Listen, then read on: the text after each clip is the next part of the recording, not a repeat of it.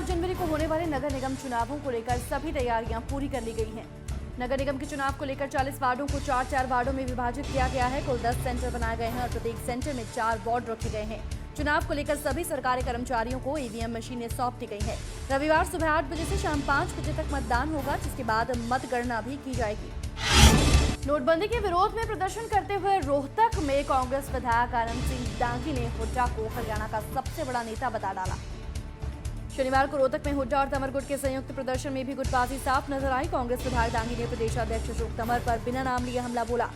दांगी ने हरियाणा कांग्रेस में भूपेंद्र सिंह हुड्डा को सबसे बड़ा चेहरा बताया। सूबे की पूर्व शिक्षा मंत्री गीता भुक्कल ने मुख्यमंत्री और स्वास्थ्य मंत्री के बयानों पर पलटवार किया है। शनिवार को फतेहाबाद में नोटबंदी के खिलाफ विरोध प्रदर्शन के दौरान तंवर और हुड्डा गुट में फिर से झड़प पर खट्टर और विज ने तंज कसा था। भुक्कल ने कहा कि मुख्यमंत्री हमेशा ही दुर्भाग्यपूर्ण बयान देते हैं। पहले बैंकों की लाइनों में लगे लोगों को काले धन वाला और अब कांग्रेस पर गलत बयानबाजी कर रहे हैं। परिवहन मंत्री कृष्णलाल पवार ने कांग्रेस में हुई झड़प पर कटाक्ष किया है। पवार ने कांग्रेस को नोटबंदी का प्रदर्शन करने की बजाय अपने अंदर झांकने की नसीहत दी। उन्होंने कहा कि कांग्रेस में मुख्यमंत्री के अलग अलग दावेदार हैं और इसी के चलते कांग्रेस का बुरा हाल है। रूस में डॉक्टरी की पढ़ाई करने गए जीन के सफेदों की मुकेश सांगवान का शव 1 हफ्ते बाद घर वापस आया।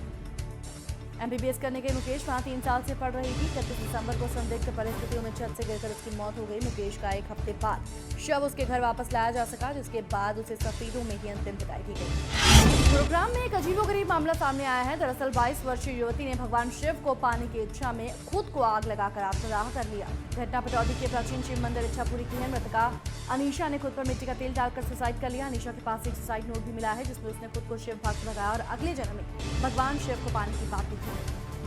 गुरुग्राम के बादशाहपुर में अज्ञात नकाबपोशों ने पूर्व फौजी की गोलियों से भूनकर हत्या कर दी। सुबह करीब 9 बजे हथियारबंद बदमाश पूर्व फौजी सुभाष के घर घुस आए और कई राउंड फायर कर उसकी हत्या कर दी। इस फायरिंग में गोली किराएदार को भी लगी, जिसे गंभीर हालत में अस्पताल भर्ती करवाया गया। पुलिस मामले की जांच में जुटी है। शनिवार को तड़के हुई नई साल की पहली बारिश ने किसानों के चेहरे पर मुस्कान ला दी है। बारिश के चलते तापमान में गिरावट आई, जिसके कारण ठिठुरन भी बढ़ गई। बारिश को लेकर किसान सबसे ज्यादा खुश हैं। किसानों का कहना है कि बारिश के कारण आने वाली फसल के साथ साथ सब्जियों को भी फायदा होगा। सिरसा के गांव रानिया के हरदीप सिंह का शव न्यूजीलैंड से आज उसके घर पहुंचा। हरदीप का शव घर आते ही पूरे इलाके में मातम पसर गया। सैकड़ों लोगों ने हरदीप के अंतिम संस्कार में शामिल होकर उसे श्रद्धांजलि दी। हरदीप का शव सौंपे जाने पर परिजनों ने भारत सरकार का धन्यवाद किया। हरदीप की न्यूजीलैंड में उसकी गर्लफ्रेंड ने चाकू मारकर हत्या कर दी थी। अम्बाला छावनी के हनुमान मार्केट में देर रात आग लगने से 3 दुकानें जलकर खाक हो गई।